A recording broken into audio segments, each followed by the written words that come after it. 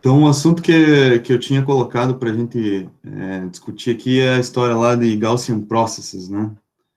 Que é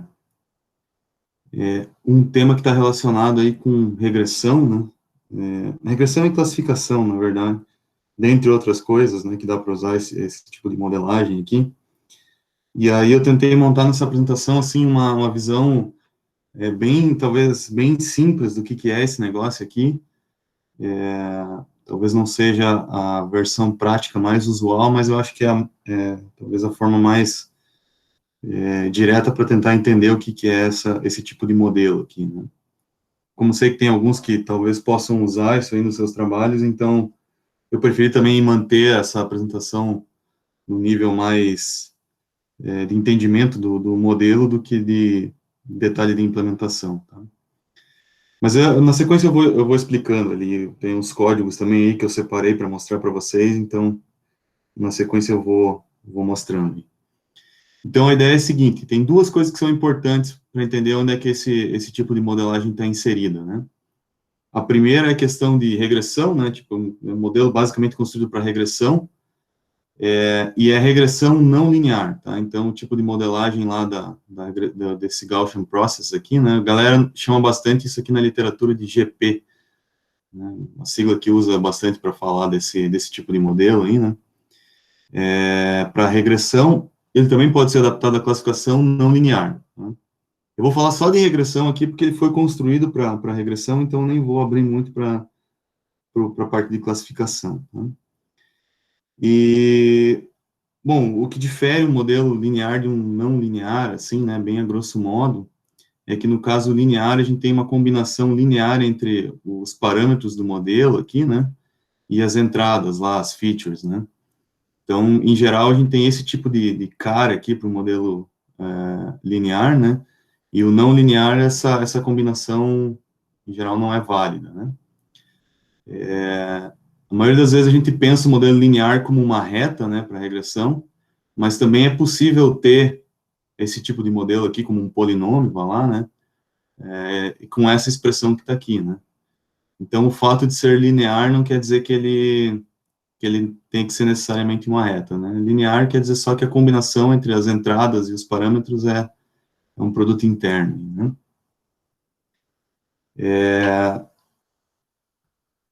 Então tá, esse Gaussian Process aqui, ele é não linear e, em geral, a cara que ele vai ter é uma cara desse tipo aqui, assim, né, tem mais cara de solução parecida com um polinômio aqui, né, uma solução polinomial, olha lá. E outra característica importante é que ele é um estimador estatístico, né, então, ele vai estimar, para um dado conjunto de pontos, né, ele vai estimar uma média, assim, em cada ponto onde você quer fazer essa estimativa, né, tem uma média, e para cada ponto ele tem uma variância associada. E, diferentemente dos modelos tipo Maximum Likelihood lá, né, os modelos mais clássicos de regressão estatística, né, onde você também tem uma média e também tem uma variância, né, esse Gaussian Process aqui, ele é Bayesiano. Isso significa que ele vai ter uma média e uma variância, e essa variância vai ser tão maior quanto maior for a incerteza naquela localização. Então, se for uma região onde você tem poucos pontos para fazer a tua regressão, como essa região aqui, a variância é maior.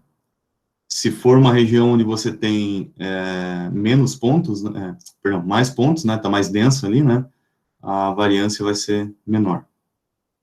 Ô, Lazarete, eu não Sim. tô vendo o teu cursor aí, não sei se só sou Não? eu que não tô vendo. Dá uma mexida aí, vamos ver. É uma bolinha vermelha, Pipa. Ô, louco, muito pequeno. Deixa eu ver se eu consigo aumentar ela aqui.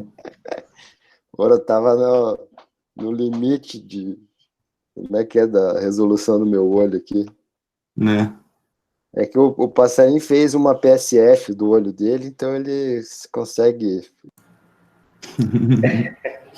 Foi do meu outro problema médico, né, de 2016.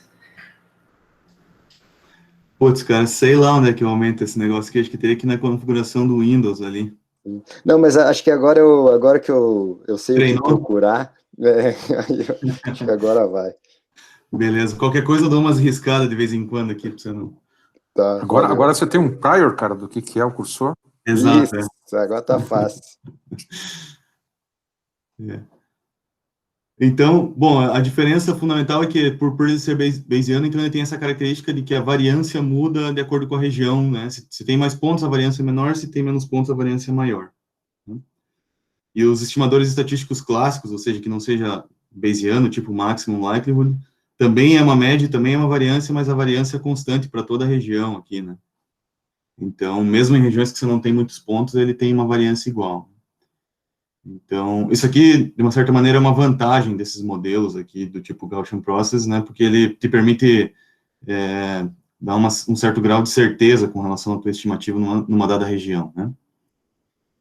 Então, do ponto de vista mais matemático, assim, né, vou mostrar aqui qual que seria a formalização, já que ele é Bayesiano, né, mostrar ali como que ele seria escrito a partir de a formulação Bayesiana, né, mas eu não vou ficar muito preso a essa formulação aqui, eu vou usar uma forma talvez mais simples de entender ele ali, porque se for por aqui, a coisa é mais encrencada. Então, eu vou mostrar esse slide aqui do ponto de vista bayesiano, só para mostrar a ideia por trás do negócio, né, e aí depois eu volto para a formulação ali mais simples, ali, ou mais geral, né, desse modelo. Então, o que ele vai fornecer? Ele vai fornecer uma PDF, né, para cada ponto ali, né, em geral, né, vai fornecer uma PDF, uma função de densidade de probabilidade, de funções, né. Então, você tem infinitas funções que podem passar pelos pontos lá, tem várias possibilidades de funções que vão passar pelos pontos. Então, ele vai te dizer qual que é a PDF daquelas várias funções, esse F aqui é função, tá, dado os dados, né. Então, F são as funções, D são os dados. Aí, se aplicar o teorema de Bayes aqui, né, então você inverte as probabilidades aqui, fica a probabilidade dos dados dadas as funções, probabilidade, o prior aqui, né, das funções, e essa normalização aqui dos dados, tá?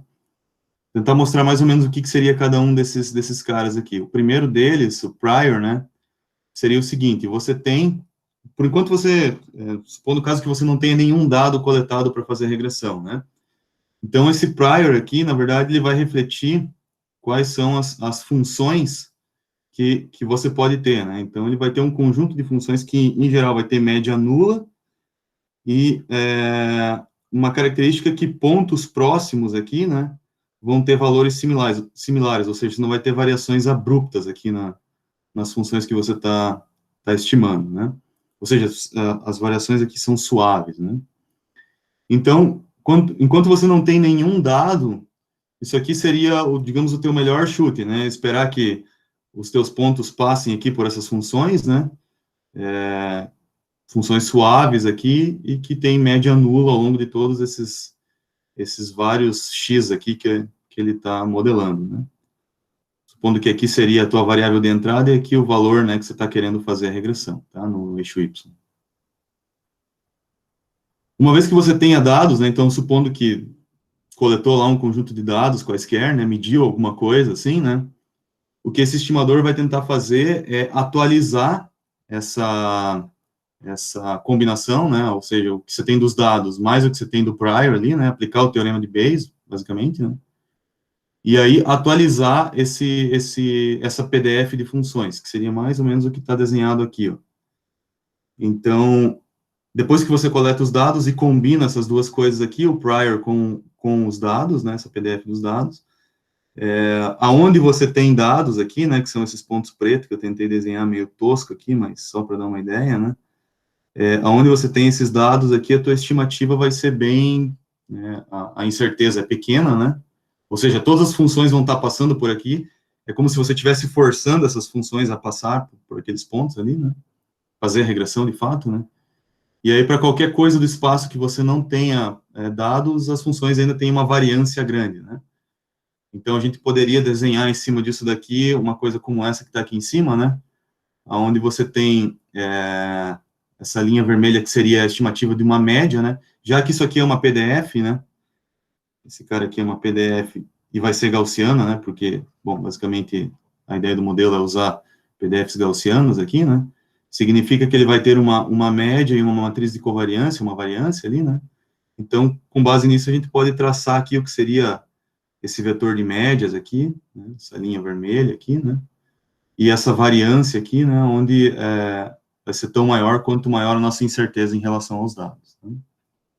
Então, Odete, sim, pode falar. ele é essa formulação é tudo no domínio contínuo ou não? Sim, mas é mais ou menos, na verdade, né? Porque assim, ó, o que ele faz é segmentar esse espaço aqui, ó, em vários pontinhos discretos aqui, para deixar ele com cara de contínuo, sabe?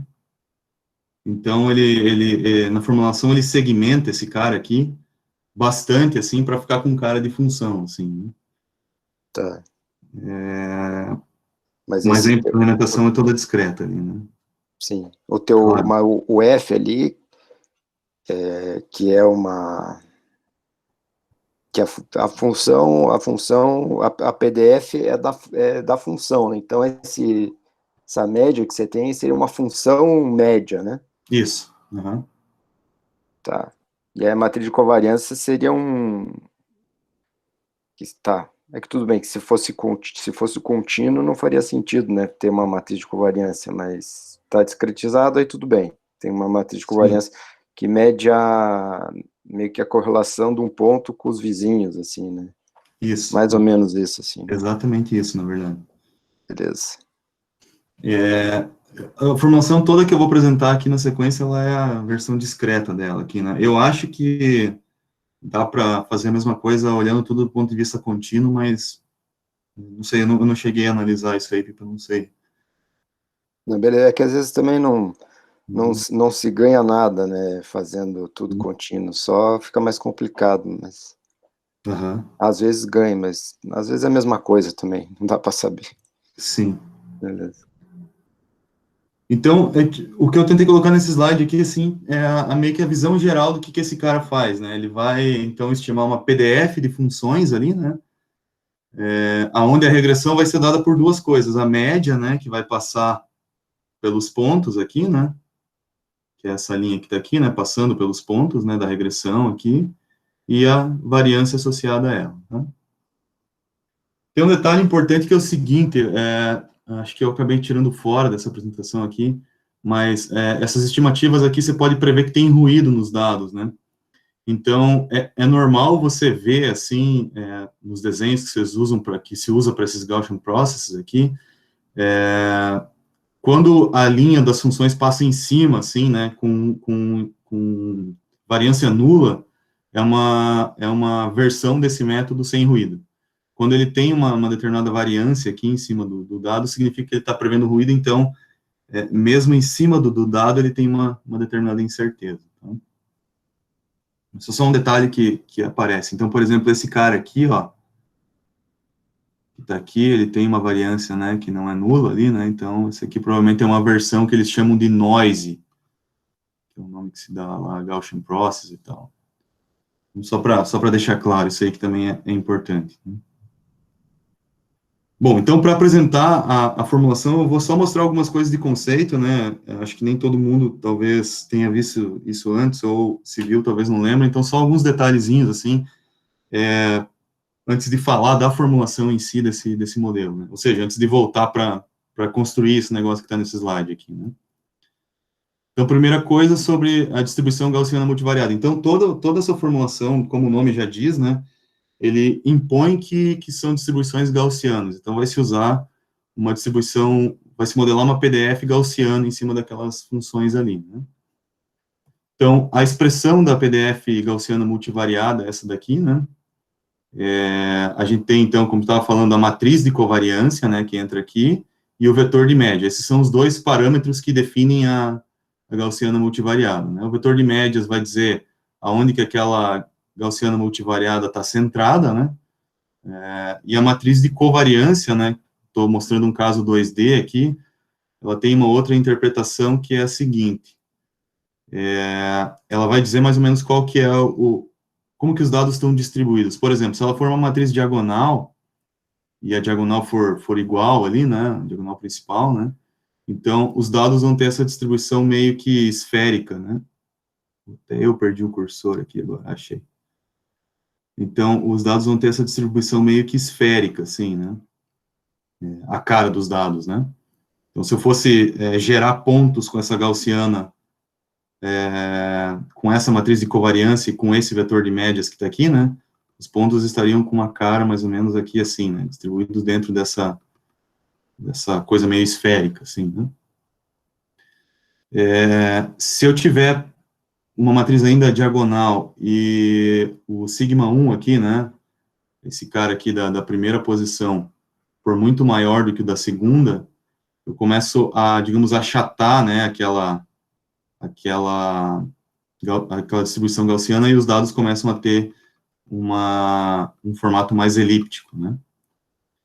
E, bom, se no último caso aqui, numa matriz não diagonal, né, eu começo além de achatar, né, além de comprimir esse negócio aqui, eu ainda posso rotacionar essa distribuição aqui no espaço, né? Então, isso aqui é meio que importante para você, batendo o olho na matriz de covariância, saber mais ou menos o que aquilo está representando em termos de distribuição dos dados, né? Do ponto de vista de localização, que é dado pelo vetor de médias, né? E de distribuição, se vai ser mais esférico, mais elíptico, enfim, né? Então, isso aqui é uma dica importante aqui para entender ou interpretar o que significa isso, essa matriz de covariância aqui numa distribuição gaussiana multivariável, né? Claro, estou mostrando 2D aqui, mas isso é generalizável, hein, né? É um espaço muito maior, né? Tá, outra coisa importante, né, que eu vou falar só para comentar aí também, que aparece muito na formulação do Gaussian Process e, em geral, pode gerar dúvidas, né, é que toda a formulação desse modelo de regressão, ele é dado com base numa probabilidade conjunta, né? Então, a probabilidade conjunta de duas ou mais variáveis, né? Então, estou dando um exemplo aqui, supondo uma visão aqui bem simples do que seria a probabilidade conjunta, as probabilidades marginais e a probabilidade condicional, que são coisas que aparecem aqui nessa formulação, né? Primeira delas, a probabilidade conjunta. Então, imagine que você tem aqui 1, 2, 3, 4, 5, 6, 7, 8, 9 possíveis lugares aqui, imaginando que isso aqui seja uma caixa, você está jogando bolinhas nessa caixa, né? Então, tem 9 lugares no eixo X e 2 no eixo Y, né? E você vai jogando bolinhas ali, depois de um tempo você tem essa distribuição aqui, né, de bolinhas tanto em X quanto em Y, né?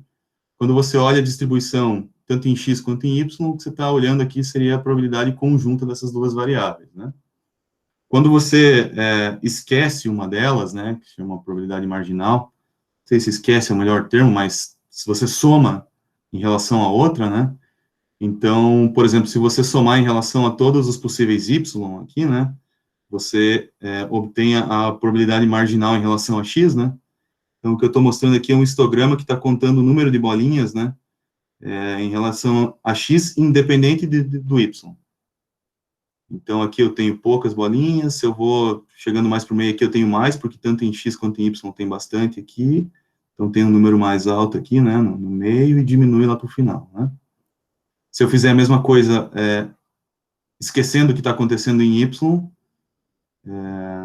esquecendo o que está acontecendo em x, tem essa distribuição aqui para y, né? Então, é uma quantidade de bolinhas aqui maior para essa segunda posição do que para a posição de baixo, tem mais do que a posição de cima, né?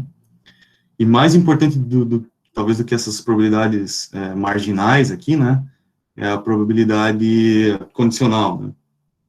Essa aqui é a chave aqui para o Gaussian Process, né? Então, tem uma probabilidade condicional de x dado que y é igual a 1. Então, o que significa esse cara aqui? Eu esqueço todos os y igual a 2 e olho a distribuição de x para todos os y que é igual a 1, ou seja, eu olho só para esse cara de baixo aqui. Então, eu tenho 3 bolinhas no primeiro, tenho 6 no outro, assim sucessivamente, até que nos dois últimos ali eu tenho 0, né?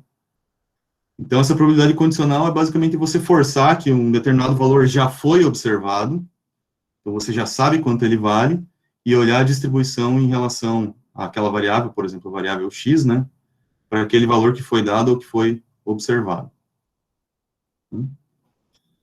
De novo, isso aqui talvez é coisa de probabilidade estatística lá, das regras básicas de probabilidade, né, mas acho que é importante só para não ficar mostrando uma anotação aí que eventualmente pode gerar dúvida. Tá?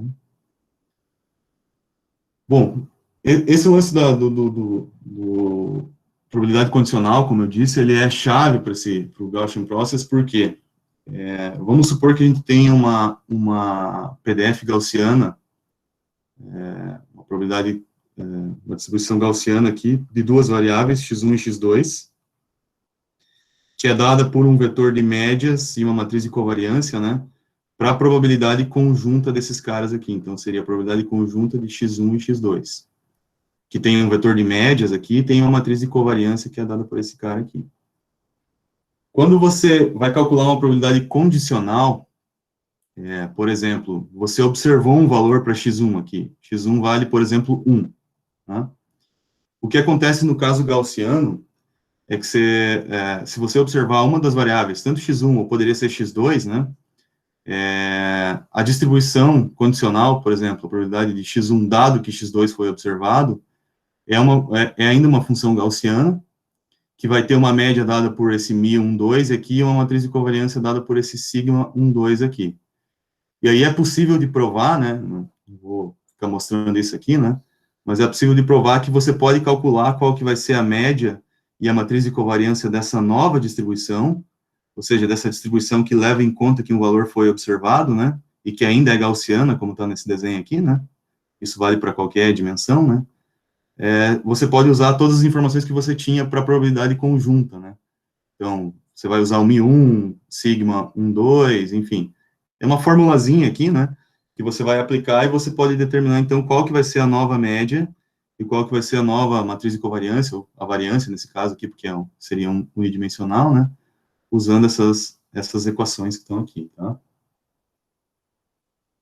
Então, de novo, né, estou só falando um monte de coisa aqui que são regras de probabilidade, porque tudo isso aí se junta depois para entender como é que esse modelo funciona, tá? Não sei se vocês têm alguma dúvida até aí, uma coisa estou indo rápido demais aí. Por mim, tá ok. Beleza. Oi? Não, falei, tá legal. Tá, mas já que você perguntou, eu vou aproveitar para tirar uma dúvida aqui.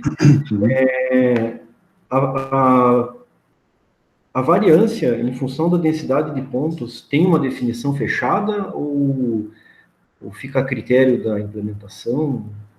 Você diz, nessa equação que está aqui, passarinho, ou de modo geral, assim? De modo geral, mais relacionado ao que você falou no começo lá, que quando a gente está falando de um ponto ao longo da função ali, que tem vários pontos próximos a ele, aí isso, a gente usa isso como uma informação para dizer que a variância vai ser menor ali, né? Isso, E aí existe é definido uma forma só de fazer isso? Como é que é? Você vai ver que daqui a pouco, eu tô dando uma volta, né? Mas no final o que a gente vai chegar aqui é uma expressão para média e uma expressão para variância. Então é uma formulazinha, assim, sabe? Esse cara aqui vai ser... Vai entrar na conta. Oi? E a quantidade de vizinhos ali vai entrar na conta. Aqui assim, você disse, por exemplo? Isso. Vai entrar na conta. Na verdade, isso aqui vai se refletir na característica da matriz na covariância local ali, né? No sentido de que pontos próximos vão tender a ter valores em Y que são similares aqui, né? Mas daqui a pouco eu vou voltar lá, se não for o suficiente lá o que eu vou mostrar, para assim, daí depois você dá um toque. Mas a ideia, então, é ter uma expressão fechada para isso aqui, tá? Beleza. Tá, então beleza. Então, falei da função gaussiana multivariada ali, as probabilidades condicionais, marginal e tal, e essa regra, então, aqui, que dado um valor observado, né, para essas distribuições gaussianas, né, quando você observa, você pode aplicar essa formulazinha, então, para determinar a nova média e a nova matriz de covariância, dado que uma variável foi observada e dado que as distribuições gaussianas têm essa característica, né, que, feita uma observação aqui, a distribuição em relação àquela variável ainda é gaussiana. Tá. Aí outra coisa que é importante, né? Como que você gera amostras, né? de uma função gaussiana, né? Isso aqui eu vou falar porque esse negócio aparece bastante lá na formulação depois, então acho que é bom dar um toque, né? Então, assim, se você está no caso unidimensional, né, e você quer gerar um conjunto de dados com uma determinada média e uma determinada variância, um desvio padrão, né, o que você faz é, você gera dados com uma distribuição gaussiana com média nula e variância unitária, e aí você multiplica pela variância que você quer e soma a média.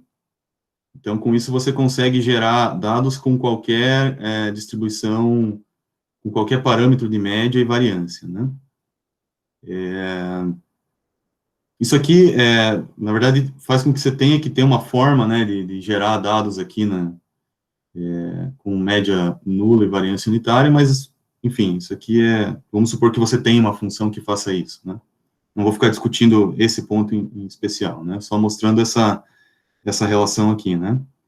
E para o caso mais geral, no caso multivariado, né, se você quer gerar dados com uma determinada média, um vetor de médias, uma determinada matriz de covariância, o que você faz é somar o vetor de médias que você quer e multiplicar por essa matriz L, que eu já vou falar quem é, né, os dados gerados por uma distribuição normal com vetor de médias nulo e matriz de covariância identidade. Então, essa matriz L aqui, ela é dada, então, por essa decomposição aqui de Cholesky, é assim, Pipa, que fala? É Cholesky esse. Cholesky? Tá. Francês. Ah, beleza. Então, que é dado por essa decomposição aqui, né, de escrever a matriz de covariância por essas duas matrizes L e L transposta aqui, né, fazer essa decomposição, então, quando a gente faz essa decomposição, vai aparecer essa matriz L aqui, né, que aí pode ser usada para, dada uma função que você tenha que gere dados com vetor de média nula e matriz de covariância unitária, multiplica por essa matriz L, soma com esse vetor de médias, aí você pode obter, então, qualquer distribuição gaussiana multivariada, né. Esse cara aqui aparece bastante porque a gente vai ter que gerar exemplos, né, gerar dados ali para as funções que a gente vai demonstrar, né, então por isso que essa decomposição aparece bastante, né. Aí eu optei por colocar também aqui um slide sobre isso para lembrar de onde vem, tá? Então tudo isso aí era para chegar na formulação, então como que a gente constrói a formulação desse Gaussian Process, né? Então, como eu falei, ele é um problema de regressão. Então, o objetivo de um problema de regressão é você tentar achar uma curva, né? Uma expressão, né? Que seja, né? Que vai mostrar para você como que você pode estimar, fazer uma estimativa para os teus dados, né? De acordo com a cara que esses dados eventualmente tenham, né? Então, você tem, por exemplo, uma variável de entrada que tem só uma, né? Uma variável x. Tenho vários pontos aqui, estou tentando achar, então, uma curva que mais aproxima aqueles dados ali, né, tanto para prever pontos que eventualmente caiam nesse intervalo, né, previsões futuras que eu queira fazer, né, quanto para previsões fora desse intervalo aqui, para tentar estimar quanto que um determinado dado vai valer em relação a essa variável y aqui, que é a variável que eu quero tentar modelar o comportamento, né. Eu posso ter caso unidimensional, né, mas em geral esse aqui é muito mais usual no cenário multidimensional, tanto para entradas quanto para saídas. Aqui, na verdade, eu vou ter só um y para cada uma das entradas, né, x1, até xn, né. Então esse cara aqui podem ser várias entradas, mas em geral o y é um valor só que a gente quer prever, né. Tá. Aí o lance é o seguinte, né, a modelagem parte dessa abordagem aqui. Você vai tentar, então, prever qual que é o valor de y para um dado vetor x de entrada aqui. Isso pode ser combinado, então, com um parâmetro, né, ou um conjunto de parâmetros que modelam essa curva que está aqui, né, que dão a característica dessa curva, que pode ser uma reta, pode ser um polinômio, enfim, né. Meio que isso não importa muito agora, assim. E normalmente se usa esse phi de x aqui, porque esse phi de x aqui pode representar um mapeamento que você faça das suas entradas, né, como, por exemplo, esse mapeamento que está aqui, né? Eu posso pegar essa minha entrada aqui e criar um vetor maior, por exemplo, né? Com valor unitário, o valor de x e aquele valor de x ao quadrado. De tal maneira que quando eu faço a combinação, né, daquele meu vetor de parâmetros com esse xi mapeado aqui, né, por meio desse mapeamento, eu consiga construir coisas que são, por exemplo, quadráticas aqui, né, ou até mesmo polinômios de ordem maior aqui, ou até mesmo não precisa ser polinômio, pode ser qualquer outra expressão aqui dentro desse mapeamento, tá? Então, isso aqui, na verdade, é só para generalizar que a gente não está restrito ao caso de WTX, né?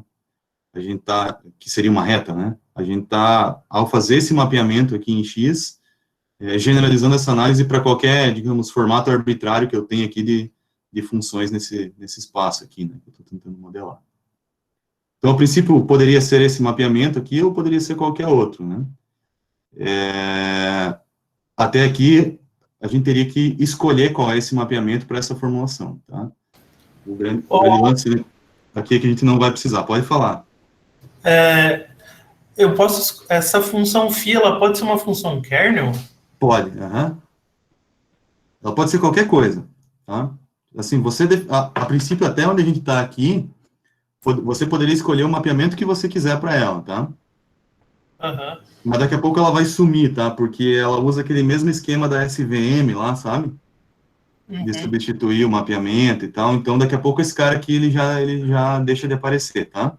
Ah, entendi. Nazarete, Diga. esse φ do x aí poderia ser entendido como aquele conjunto das funções que podem estar dentro do ponto ou não?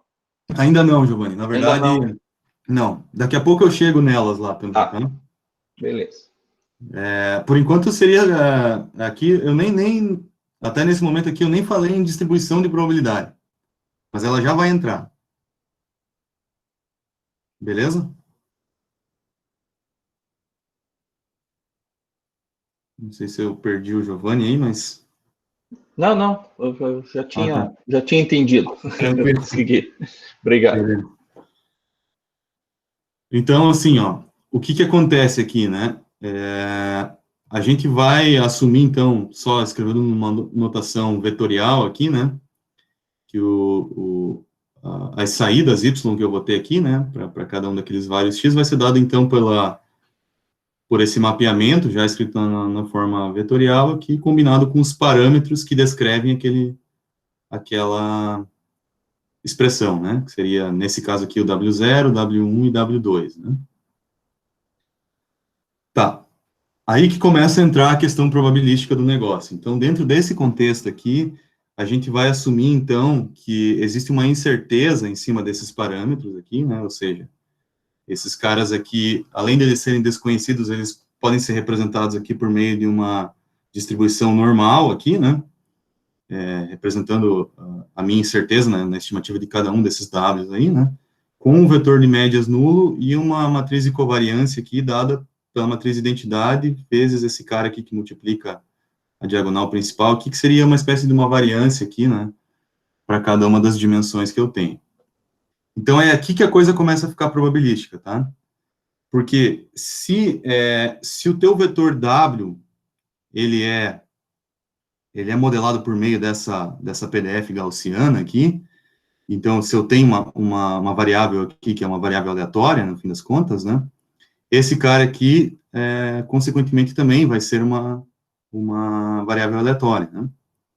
Esse Y, né? Então, o que eu vou ter, na verdade, ao fazer a modelagem por meio dessa PDF aqui para o W, né, é uma PDF para o Y. Então, esse Y aqui, que vai ser uma probabilidade conjunta, né, para todos os Y que eu tenho, de 1 até N ali, né, esse cara aqui, por esse W ser gaussiano, né, ele também vai ser modelado por uma distribuição, uma PDF gaussiana, com um determinado vetor de médias e uma determinada matriz de covariância. Aí, Giovanni, é aqui que começa a entrar a história das funções terem essa característica probabilística, tá? Ok. Então, assim, até esse ponto da formulação aqui, então, a questão é, a gente sabe que se a gente for olhar para o Y aqui, então, o que a gente vai ter é uma PDF gaussiana, né, modelando aqui o que está acontecendo em qualquer estimativa, eventualmente, que a gente queira fazer, né, só que daí a questão é quem que é o vetor de médias e quem que é a matriz de covariância desses caras aqui, né. Então, esse que é o ponto que eu vou tentar responder agora na sequência nos próximos slides. Como que a gente pode fazer uma estimativa, então, para o vetor de médias e para a matriz de covariância desse P de Y que a gente quer modelar aqui, essa probabilidade conjunta, tá? Então, o primeiro ponto que acho que é legal destacar, o que o Gaussian Process faz, né, esse GP faz, é tentar estimar uma PDF conjunta para o Y, né, que é a variável que você quer prever aqui, né. Então, esse aqui que é o ponto-chave da modelagem, né? Então, é uma modelagem dessa probabilidade conjunta aqui, né? Que vai ser dado por um determinado vetor de médias e matriz de covariância, tá? Então, esse cara tem dimensão 1000, né? Significa que eu vou ter um vetor de médias com dimensão 1000, uma matriz de covariância 1000 por 1000, por exemplo. Então, esse aqui é um ponto que é legal de destacar, assim, que às vezes não é tão fácil de entender, né? Na verdade, assim, desde que eu comentei com o Hector a primeira vez, né, sobre esse assunto aí, a gente achou uns vídeos lá, começou a dar uma olhada, assim, né, o primeiro contato, assim, foi bem encrencado, acho que teve bastante dificuldade de entender esse assunto, e até hoje ainda tem bastante coisa que para mim não está claro, assim, exatamente o que quer dizer na formulação, né, e talvez para vocês também vendo isso, alguns de vocês talvez achem que isso aqui é meio confuso, talvez não encaixe muito bem, né? Mas o que eu tentei fazer aqui nesses slides foi, pelo menos, destacar quais são os pontos-chave para a compreensão do modelo como um todo, tá?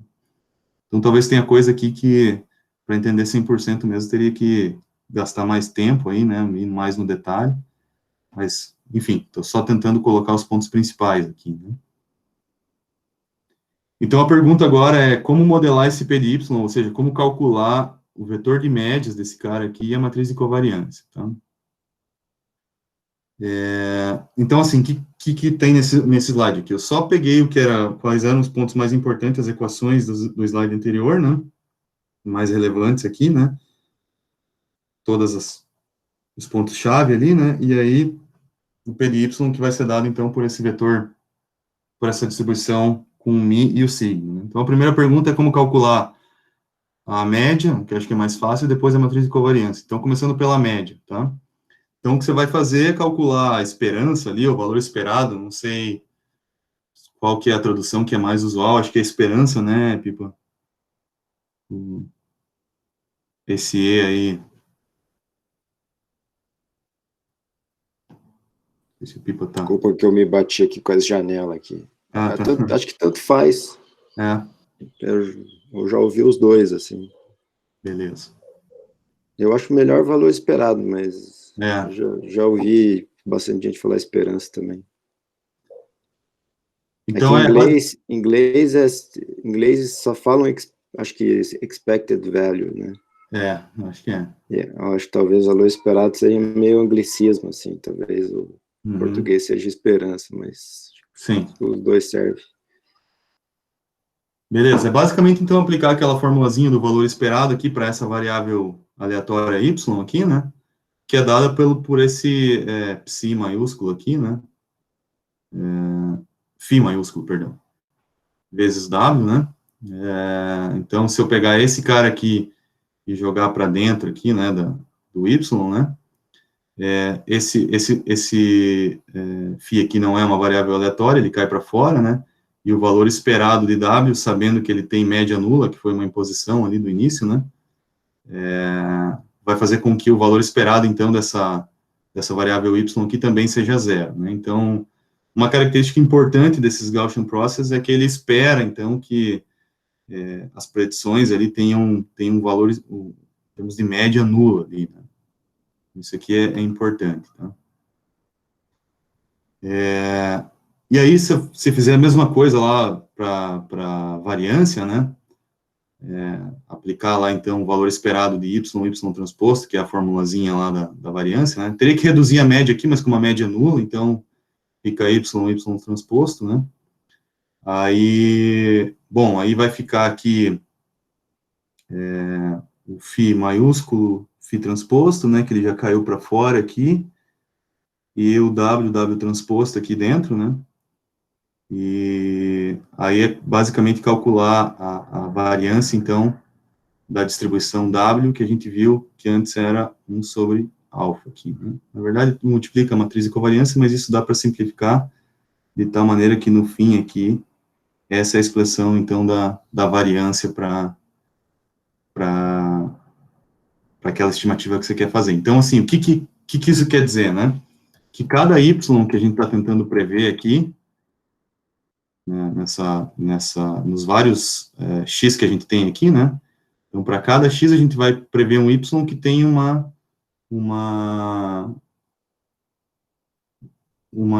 PDF gaussiana correlata a ele, né? Então, aqui a gente determinou, então, quem é o vetor de médias e quem é essa matriz de covariância para essa PDF conjunta de y, né? André, Diga. não consegui pegar ali quando você falou da questão da média zero, ali na segunda equação, o que é esse distribuição normal de W dado zero, como é que é isso? Esse aqui é como se eu estivesse calculando a covariância de W, né? Uhum. Porque seria W menos a média, né? Vezes W menos a média transposta, né? Uhum. Então, esse cara aqui é a variância de W lá, né? Ou covariância, né? Para ser preciso aqui, né? E a covariância de W é esse cara que está aqui, lá em cima, né? O alfa no menos 1. Isso, vezes a matriz de identidade aqui, né? Uhum. Mas essa matriz de identidade não vai fazer diferença nenhuma, né? Porque ela meio que some aqui depois nessas operações matriciais, né? Então, o que sobra de tudo esse negócio aqui é 1 sobre alfa, né? Então vai ter a mesma autocovariância ali para todos os elementos. Não, porque ele depende dos dados, né?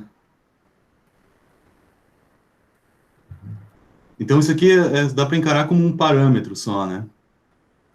Então, é 1 sobre alfa vezes o produto dessas duas matrizes aqui, né? Uhum.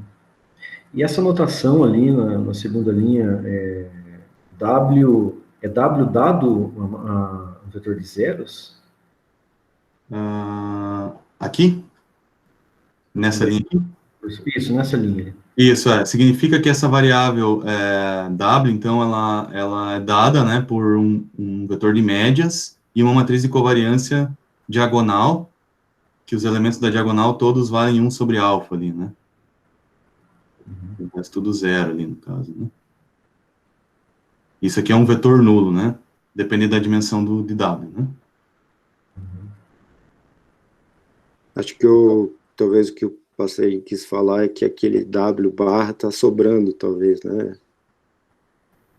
Seria a distribuição de W gaussiana multivariável com média zero e matriz de covariância alfa no menos 1 i. É que eu misturei aqui, cara, coisas de 2 livros, sabe?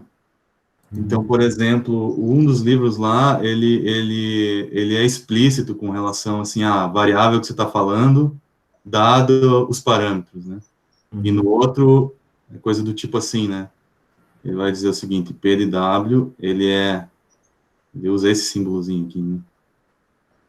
0, alfa menos 1, i, por exemplo. Tá.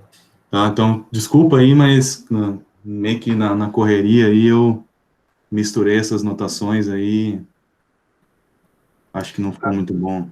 Não, legal. Eu vi cada um usa de um jeito. Eu vi uma vez um cara sugerindo usar esse til aí, né? Tipo, para quando você quer falar que a variável tem tal distribuição, né?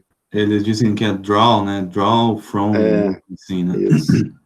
E daí, se for usar P de W, aí teria que usar igual, como você fez, acho que na linha 2 ali. Uhum. E se for colocar só W, sem o P de W, aí se usaria o till. Uma vez Por eu vi exemplo, isso e... tirar isso aqui assim, ficaria mais certo. Colocou o P de W e virou igual ainda. Isso é uma coisa vez, que... mas, cada um faz de um jeito. Mas acho que é um lance, talvez uma hora dessa seria legal dar uma olhada, entender de fato o porquê, né? Porque eu acho que talvez tenha um jeito mais aceito aí do ponto de vista estatístico, né? Não sei se... Esse símbolo aí, que é esse till aí, eles chamam de equivalence relation, que é uma generalização do igual. Então, só para fazer um parênteses com uma piração matemática aqui. Mas, por exemplo, como que você generaliza o igual? Axiomaticamente, né? É uma relação de equivalência, ela tem que satisfazer 3 axiomas. Ela tem que ser reflexiva, tipo, você é igual a você mesmo. Ela tem que ser transitiva, assim, tipo, se A é igual a B e B igual a C, então A é igual a C. E tem um outro terceiro que eu não esqueci. Aí esse símbolo aí normalmente é usado para isso, assim. Então é meio que como se o W e essas distribuições... não sei se faz sentido. Eu tentei ver se fazia sentido, mas não faz sentido, né? Teria que... Eu acho que aqui o erro mesmo foi eu ter misturado as notações aqui, né? E dar uma embaralhada nas coisas aqui. Mas acho que tá bom, dá para entender. Espero que tenha ficado mais claro aí, né? Nazarete, só antes de eu sair, só uma última pergunta minha. Claro. Mas aqui você está assumindo que o W ele vai ter a média zero, e são todos um independente do outro, né? Sim, o W sim, Porque no momento que você coloca que a matriz ali de covariância a identidade, então cada variável do W é uma variável independente. Tá aqui, né? É zero mesmo, né? Isso pro W, beleza, né? Pro Y já não, porque a matriz dele é diferente, né? Deixa eu ver aqui.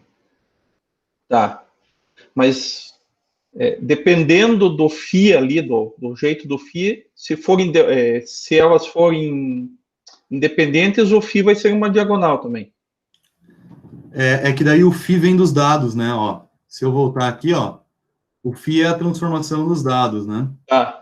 Então, na verdade, quem vai dizer isso, no fim das contas, são os dados, né? Tá. Beleza. Uhum. Então, assim, ó, a resposta para a pergunta é, qual que é quais são os parâmetros, então, para essa probabilidade conjunta do Y aqui, né?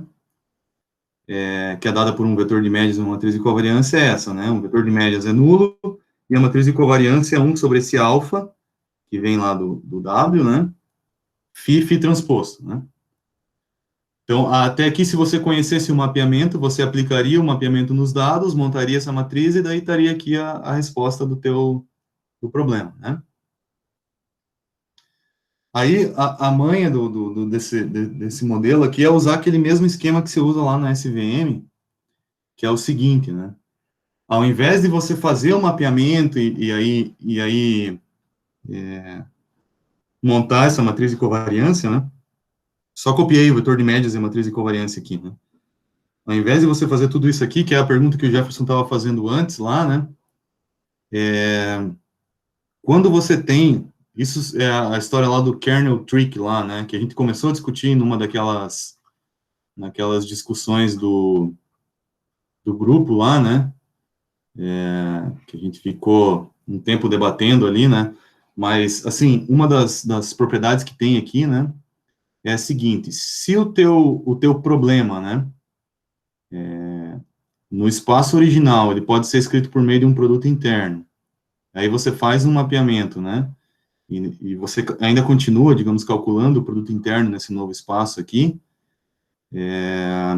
então, na verdade, o que você precisa é uma forma de calcular o produto interno nesse novo espaço.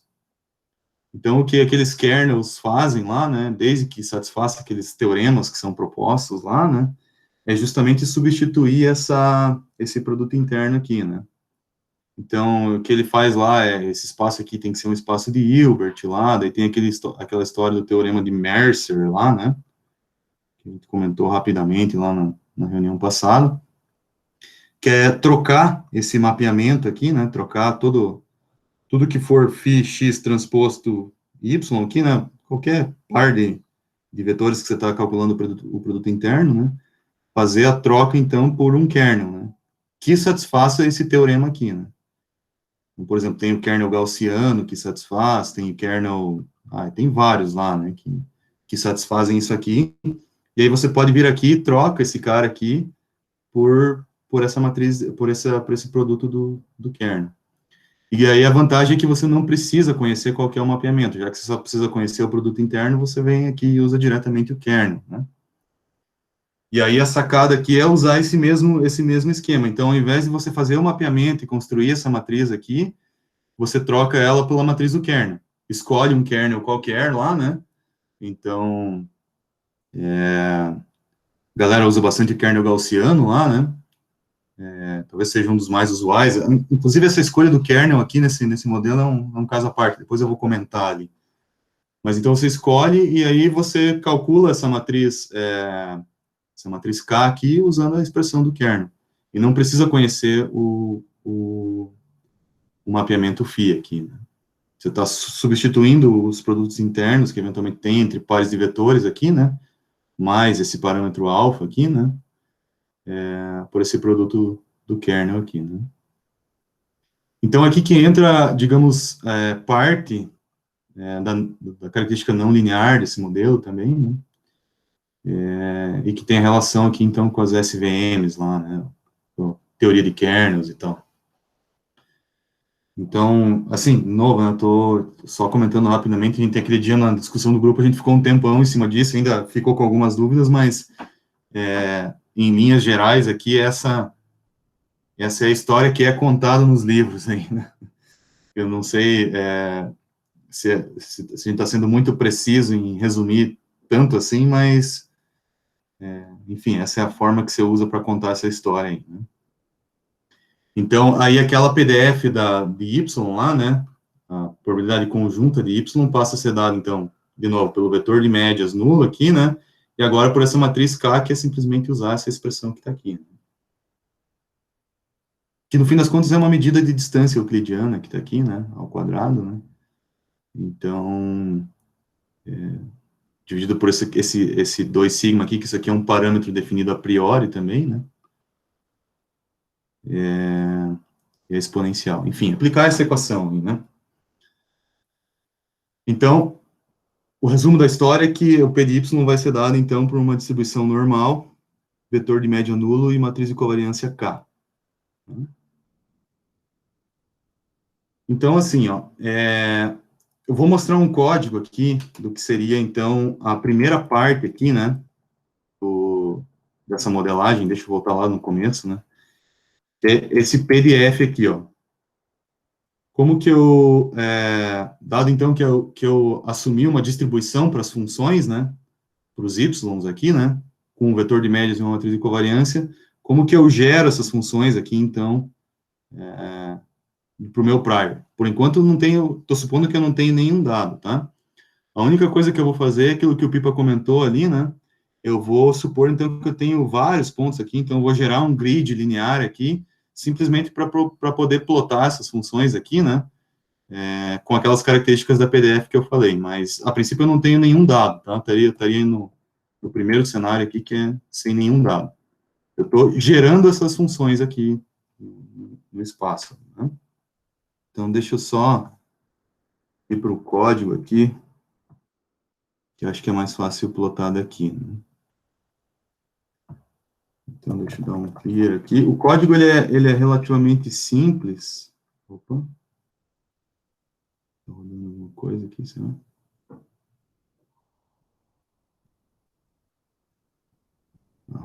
Então, o código ele é relativamente simples, né? O que eu tenho aqui?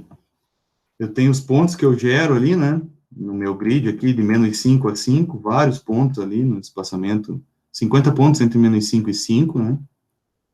E aí eu faço duas coisas. Uma, eu calculo a matriz do kernel, usando uma funçãozinha aqui, né? Que é basicamente a implementação daquele kernel gaussiano que eu mostrei antes ali, né? Com um parâmetro aqui de 1 para o sigma.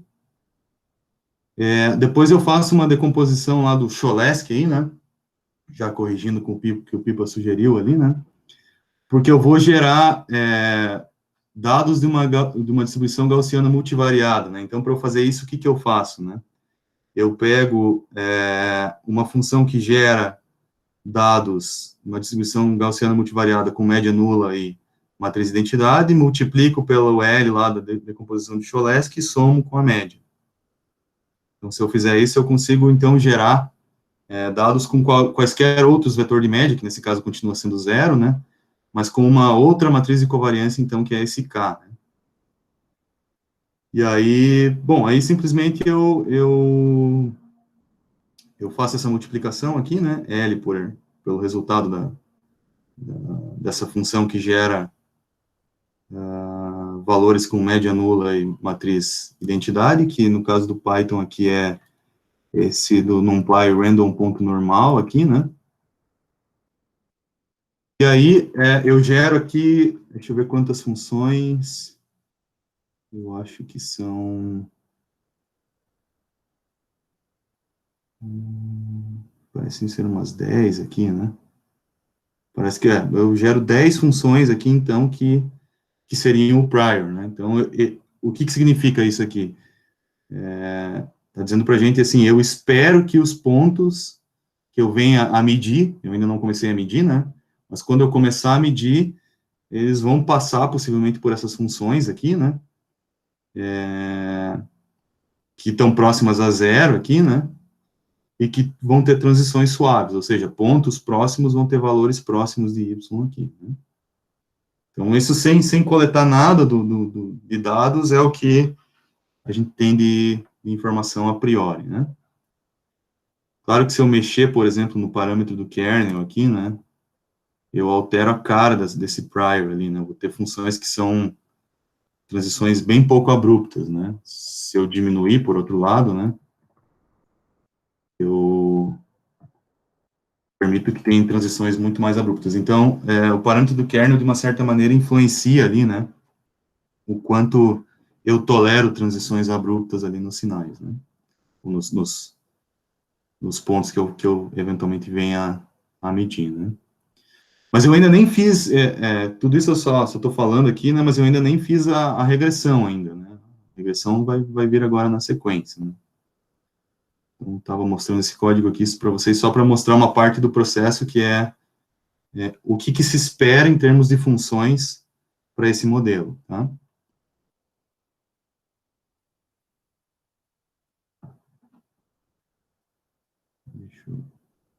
Falta pouco aí, moçada. Se vocês quiserem fazer alguma pergunta, tiverem algum comentário aí, antes de eu continuar.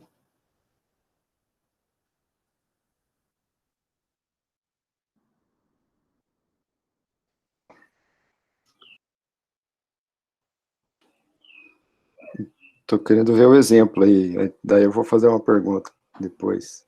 Tá.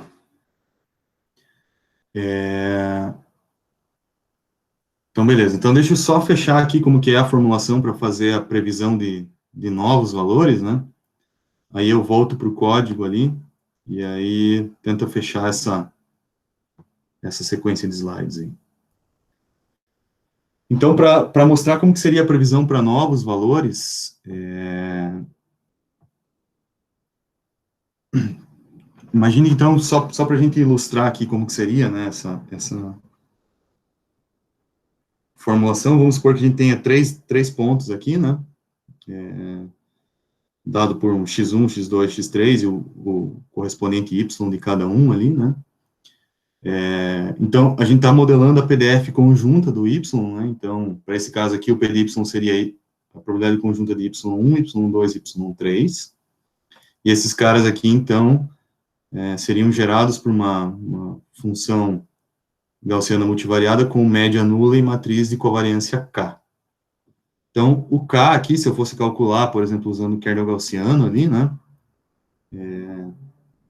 só redesenhei aqui, né, mesma coisa que está aqui em cima, o vetor de médias nulo, né, esse cara tem uma dimensão de 3, né, então teria 3 zeros, e aqui está a matriz de covariância, né, o K. O kernel gaussiano, então, seria uma coisa mais ou menos assim.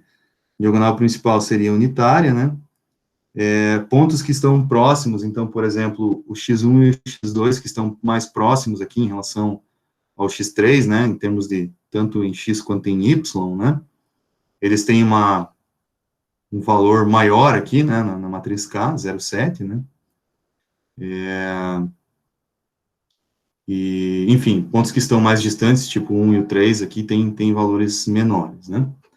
Aí a pergunta é, se eu tenho um novo y, que eu coletei, eu medi um novo x, né, ou eu quero fazer uma previsão para um novo x, como que eu uso esse modelo para fazer a previsão, então, né? Então, tem, por exemplo, esse asterisco aqui que eu quero fazer a previsão para esse cara aqui. A previsão aqui, então, dizer qual que é a média, né, ou seja, quanto que é o valor de y, e qual que é a variância, que seria esse c asterisco aqui, associado a esse cara, né? Então, para isso, de novo, eu volto lá na formulação, né, vou reconstruir o meu modelo, né, agora eu aumentei a dimensão dele, aparece um novo y aqui, que é esse y asterisco, né, que é o cara que eu quero saber quanto que ele vale, né, em termos de média e variância, né. Então, continua sendo um vetor nulo aqui, da probabilidade conjunta, né, isso aqui é importante para não confundir, lembrar que é sempre da probabilidade conjunta, né.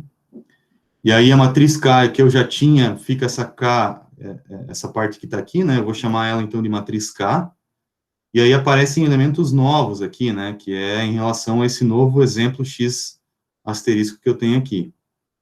Então, o que vai aparecer de novo? É essa matriz K asterisco que está aqui, né, que eu vou medir, calcular o valor do kernel 1 asterisco, 2 asterisco, 3 asterisco, e a transposta dela, né, e aí essa outra matriz K asterisco asterisco, ou um vetor de uma posição, porque eu só tenho um dado aqui, no fim das contas, né, que eu estou chamando de K asterisco asterisco. Então, aqui qual que é a ideia, né? Eu quero, então, calcular qual que é a PDF desse Y asterisco, dado que eu sei quem é Y1, Y2 e Y3. Então, aquilo que eu falei nos slides anteriores lá, né? Eu quero determinar quais são os parâmetros de uma PDF gaussiana, esse mi asterisco e sigma asterisco aqui, né? Para ser coerente com a minha notação, esse cara teria que ser sigma aqui, né? Então, quem são esses caras aqui, né? Dado que esse cara aqui é uma gaussiana também, né? Então, seria só aplicar aquelas relações que eu comentei antes lá, né? Puxar aquelas formulazinhas lá, né? De como que eu calculo um novo vetor de médias e uma nova matriz de covariância, dado que eu observei alguma coisa, né? Uma distribuição gaussiana. Então, se substituir essas formulações aqui, levando em conta essa expressão aqui, então é possível chegar, não vou mostrar isso, né? É possível chegar numa expressão para o vetor de médias, em função dessas matrizes K aí, né? E uma expressão para variância, também em função dessas matrizes K, que é basicamente aplicar essas equações aqui, nesse contexto aqui, né? Aí consegue montar, então, uma expressão para o novo vetor de médias e uma expressão para matriz de covariância ou para variância, né, se for um único ponto ali que você está estimando, né? Então, na verdade, a expressão lá que o passarinho perguntou no começo, né, é isso daqui. Isso aqui é o Gaussian Process lá, né? Isso aqui que é fazer a estimativa por meio do Gaussian Process. Claro que dá toda uma volta, né, para definir quem é K, por que usa K e tal, mas são duas equações que basicamente implementam um método, tá? De novo, essa aqui não é a versão mais utilizada na prática, tá? Computacionalmente aqui tem uma série de limitações aqui, então a galera faz bastante volta para implementar esse método aqui, mas a grosso modo aqui esse é o core do negócio, né? Isso aqui que é a base principal aí desse tipo de modelagem, tá? Antes de eu passar para o exemplo ali, só vou comentar algumas coisas aqui que são importantes, que eu não vou falar, acho que por uma questão de tempo também, né? Mas a formulação, por exemplo, para incluir ruído e otimizar aquela solução ali, eu não comentei nada aqui, inclusive, talvez exigiria muito mais tempo para discutir isso aí, tá? Então, esse assunto eu não abordei. Também não tô falando aqui de Gaussian Process para classificação, isso aqui acabou ficando de fora. A escolha do kernel também não. Como definir os parâmetros do kernel também não. Como tratar esse modelo aqui para datasets muito grandes também não. Mas eu deixei aqui a dica, né? Esse livro aqui, um livro que ele está, acho que inclusive completamente aberto aí na internet, né? Desse Rasmussen aqui. E tem todos os códigos e todos os exemplos do livro também, né? Então, tudo isso aqui, todos esses pontos aqui, ele trata aqui, basicamente, um em cada capítulo, assim, né? O mais legal deles é que, por ser um modelo Bayesiano, toda a escolha dos parâmetros e do kernel, né, então esses itens 3 e 4 aqui, 3 e 4, dá para fazer tudo acoplado no mesmo modelo, ou seja, você não precisaria definir nada a priori, assim. Tem condições de tem como você setar essa modelagem aqui para aprender esses parâmetros e o kernel também. Então, isso é uma coisa legal desse tipo de abordagem aqui, né? E um último assunto que esse livro trata, assim, de forma bem superficial, mas que está bem relacionado aqui, né, são esses Dirichlet pipa, tá certo? Dirichlet processes. Que a ideia é... Aqui a gente faz uma PDF de funções dados os dados, né? Aqui, esses caras aqui, ele faz uma PDF de PDFs, dado os teus dados. Então, ele vai tentar te dizer qual que é a PDF mais provável, o conjunto de PDFs ali, né, para modelagem de dados. Então, isso aqui também é uma coisa interessante, assim, né? Mas, claro, é um outro braço aqui dessa análise, tá?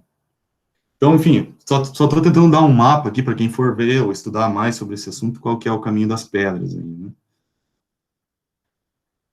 Tá, e algumas referências, né, deixei o capítulo 3 e 6 lá do Bishop, de Pattern Recognition e Machine Learning lá, e as aulas que eu e o Hector, a gente acabou assistindo os vídeos ali, que é desse professor Nando de Freitas lá, a parte de Gaussian Processes lá, acho que ele explica aí de uma maneira bem simples tudo isso que a gente está falando aqui, tá?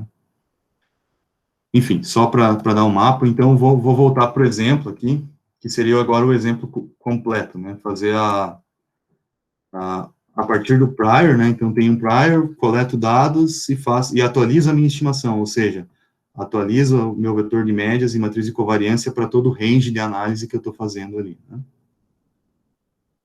Então, deixa eu só rodar rapidinho esse exemplo aqui, daí a gente pode ir para a discussão, depois, se for o caso, eu passo esses códigos para vocês aí.